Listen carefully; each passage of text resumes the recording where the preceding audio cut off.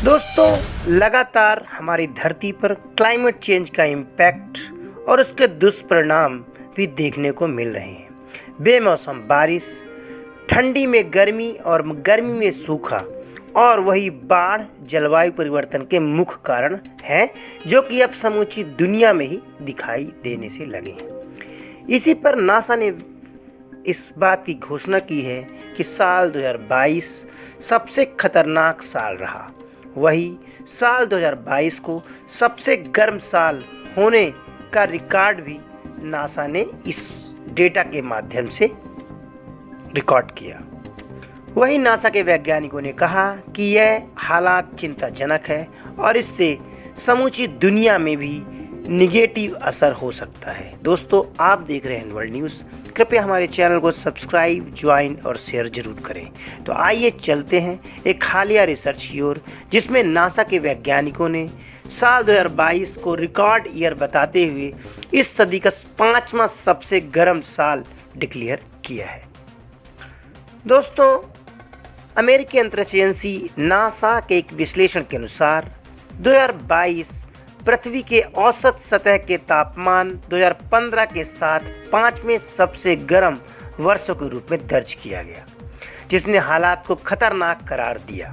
वहीं न्यूयॉर्क में नासा की Goddard institute for space studies के वैज्ञानिकों ने इस बात का खुलासा किया और रिपोर्ट में बताया कि साल 2022 में वैश्विक तापमान नासा के बेसलाइन डेटाबेस 1951 से लेकर 1980 के औसत से 1.6 डिग्री फ़ारेनहाइट अधिक रहा। वहीं नासा के प्रशासनिक बिल नेल्सन ने कहा कि गर्मी की यह प्रवृत्ति खतरनाक है और हमारी गर्म जलवायु पहले से ही इसके निशान डेटा के माध्यम से बताती रही है और यही एक क्लाइमेट चेंज के इम्पैक्ट है, जो कि समूची दुनिया में इसका असर दिखाई देने लगा है। साल 2022 में अगर हम बात करें तो पाकिस्तान का फ्लड, बांग्लादेश का फ्लड, इंडिया में कई सारे स्टेट्स में फ्लडिंग, यानी साउथ एशिया के लिए तो यह साल बहुत ही खतरनाक और डिजास्टर रहा। वहीं नासा ने 1880 के आधुनिक रिकॉर्ड कीपिंग यानी उसकी मॉनिटरिंग शुरू करने के बाद पिछले 9 साल सबसे गर्म रहे हैं। इसका मतलब यह है कि साल 2022 में पृथ्वी 19वीं शताब्दी के उत्तरार्ध के औसत से लगभग 2 डिग्री सेल्सियस से ज़्यादा गर्म हो रही है। वही नासा ने इस पर खासा चिंता जाहिर करते हुए इस बात की घोषणा की कि आने वाले समय में टेम्परेचर चेंजेस में खासा उतार चढ़ाव देखा जा सकता है और इससे लड़ने के लिए समूची दुनिया को सामूहिक प्रयास करने होंगे, जिसमें कि हम कार्बन का उत्सर्जन कम से कम करें और इसके प्रॉपर डेटा को मॉनिटरिंग भी करें।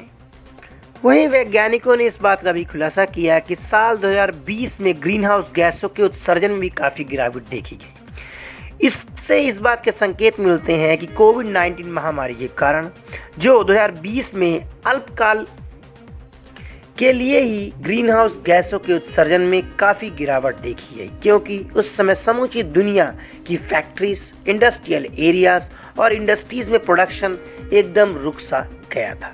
लेकिन उसके बाद जैसे ही दुनिया ने तेज़ी से प्रोडक्शन अपना स्टार्ट किया, तो वैसे ही हमको परिणाम देखने को मिले और उसका परिणाम यह रहा कि साल 2022 सबसे गर्म सालों में शुमार हो गया और इसके क्लाइमेट चेंज एक सबसे बड़ी वजह है, जिसके कारण समूची दुनिया में ही कई सारे डिजास्टर्स दुनिया ने देखे।